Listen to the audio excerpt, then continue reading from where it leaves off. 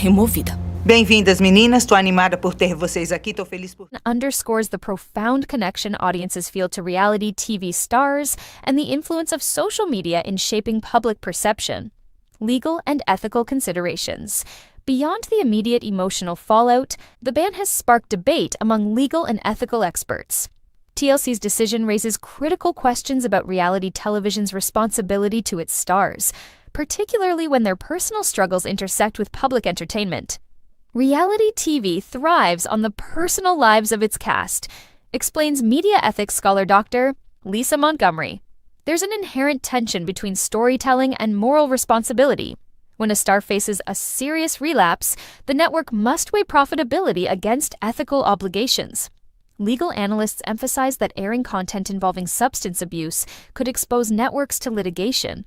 If Amy had engaged in illegal activity while under contract, or if viewers were influenced by her behavior, TLC could face serious consequences, notes Rosenthal. Preventing this liability is standard risk management in the industry. Critics, however, argue that the network's decision is emblematic of a broader systemic issue. By profiting from the struggles of vulnerable individuals, reality TV networks walk a fine line between storytelling and exploitation. Amy's case has reignited discussions about whether networks adequately support cast members or abandon them when personal crises become inconvenient. The personal toll on Amy. Sources close to Amy paint a picture of a woman grappling with profound shock and guilt, and insiders indicate that Amy is experiencing an emotional collapse, struggling with self-blame and fear about her future. While she has not made a public statement, those close to her describe sleepless nights, heightened anxiety, and moments of despair. She's devastated, a friend confides. Amy never wanted to disappoint anyone. To have this happen, it's like her whole world collapsed overnight. Mental health experts stress that this period is critical for intervention.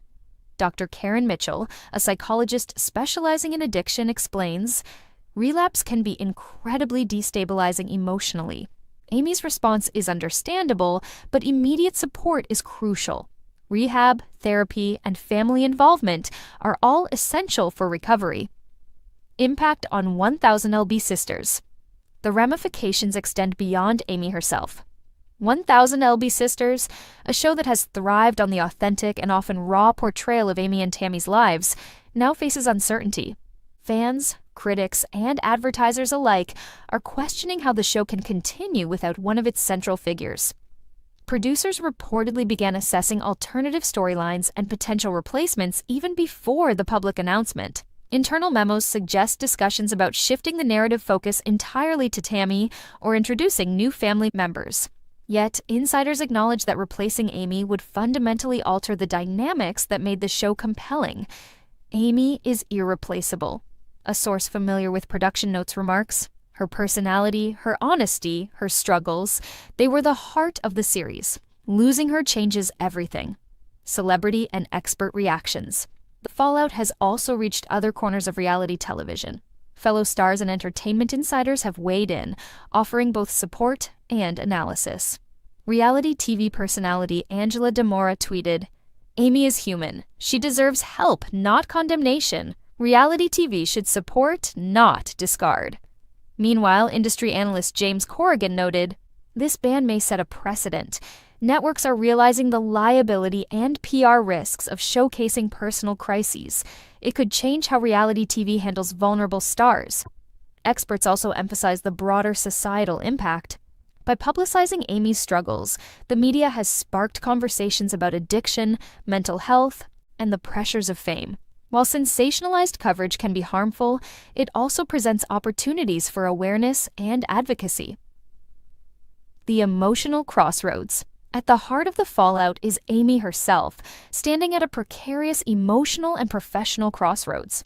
Sources reveal that she has begun exploring treatment options, though the process is fraught with challenges. Family support, legal considerations, and the looming shadow of public scrutiny all complicate her path forward. Amy is scared but determined, says a family friend. This is a wake-up call. If she can navigate it, there's a chance for recovery, but it's going to be incredibly difficult. Looking ahead. As part 2 concludes, the story is far from over. The immediate fallout has already reshaped the lives of Amy, her family, and the production team behind 1000 Obese Sisters. Social media debates continue to rage, legal and ethical questions loom large, and the public watches with bated breath, waiting for Amy's next move. Part 3 will explore Amy's attempts at recovery, the potential for a career comeback, and the broader cultural impact of the scandal. Experts, insiders, and fans will weigh in as the story reaches its critical climax, providing an unprecedented look at one of the most sensational moments in reality television history.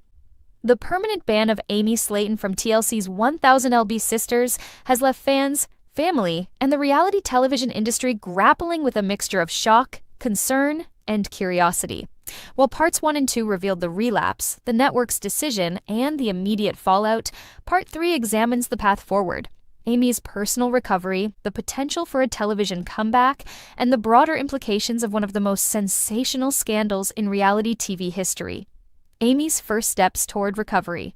Sources close to Amy report that, in the weeks following the ban, she began seriously considering professional treatment. Though initially hesitant, insiders say she recognized the severity of the situation and the urgent need for structured support. She realized that this was no longer just about television, it was about her life, a family friend explains. Amy knew she needed help, and she started exploring rehab programs immediately. While the specifics of her treatment are confidential, multiple sources indicate that Amy enrolled in a rehabilitation facility specializing in both addiction and mental health. Family members, particularly Tammy, have reportedly been instrumental in encouraging her to stick with therapy and maintain accountability. Mental health professionals emphasize that the path to recovery is rarely linear. Dr. Karen Mitchell, a clinical psychologist specializing in addiction, notes, "Relapse is often part of the recovery process. The key is intervention and consistent support." Amy is at a critical juncture. Her willingness to seek help is a positive sign, but the journey ahead will require sustained effort. Insiders also note that Amy has engaged in both individual therapy and family counseling, aiming to address not just substance use, but the emotional triggers and family dynamics that contributed to her relapse. Family dynamics in the spotlight. Tammy Slaton has remained Amy's closest ally, but the ordeal has exposed cracks in their relationship as well. According to sources, the sisters have had tense discussions about public appearances, social media activity, and family privacy. While their bond remains strong, navigating the public and personal consequences of the ban has tested their resilience. "They've had arguments, of course they have," a family insider says, but ultimately, Tammy is committed to helping Amy rebuild. That's been their focus, survival and recovery, before anything else. Other family members have reportedly been divided, some urging Amy to step away from public life entirely, while others advocate for a careful, strategic return when she is stable. The conflicting advice has added stress, but it also reflects the gravity of the situation. Public perception and social media. The online response to Amy's recovery efforts has been mixed but passionate. Social media continues to be a forum for debate, with fans and critics alike weighing in on Amy's situation. Hashtags like #AimyRecovery and #SupportAmy have emerged, reflecting a segment of her fanbase committed to her rehabilitation. "Amy deserves a second chance," tweeted one fan. "We've watched her struggle for years. TLC shouldn't define her worth." Conversely, some commentators maintain that the network's decision was justified and argue that Amy must face the consequences of her actions without relying on public sympathy. These polarized reactions highlight the intense scrutiny public figures endure, particularly when personal crises intersect with entertainment. Industry analysts note that public perception can heavily influence both rehabilitation opportunities and career prospects. James Corrigan, a reality television analyst, explains, "Fans are invested in these stars as real people, not just characters on a show. Public support can be crucial for recovery and potential comeback, but missteps or negative media coverage can amplify setbacks." The career implications. With TLC's ban in place, Amy's future in reality television remains uncertain. Sources suggest that some networks and streaming platforms have quietly expressed interest in exploring potential collaborations, contingent upon her recovery and public image rehabilitation. Amy's story is compelling, an entertainment insider says. If she successfully navigates recovery, there could be opportunities to pivot. Maybe a docuseries focused on health and personal growth, or a special highlighting her journey beyond the show. However, insiders emphasize that any return to television would be contingent on strict adherence to treatment and sustained sobriety. The industry is reportedly cautious, wary of reputational risk, while recognizing the audience's strong connection to Amy. In addition to television, some sources speculate that Amy could leverage her personal story for motivational speaking, health advocacy, or digital media content. These avenues could allow her to rebuild her career independently of traditional network constraints. Expert insights on reality TV scandals. Amy's situation has sparked discussions about how reality television handles personal crises. Experts note that this case may redefine network policies and cast expectations.